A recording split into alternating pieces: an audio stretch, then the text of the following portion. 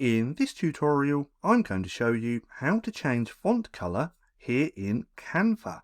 Now, once you have your text on the canvas like this, what we want to do is simply click onto that text. Then we want to come up here where we see this little A. Now, if we click on there, this is where we're going to get lots of different options.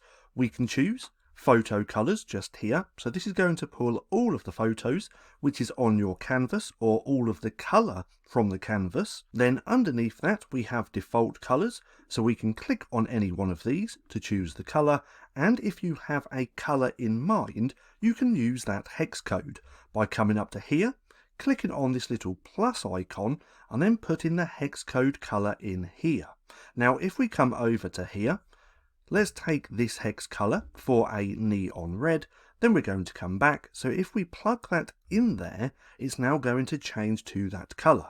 We can also use this color palette just here by moving around this little dot, and same with this bar just here. If there's a green, we can choose that, then choose the different type of green that we want.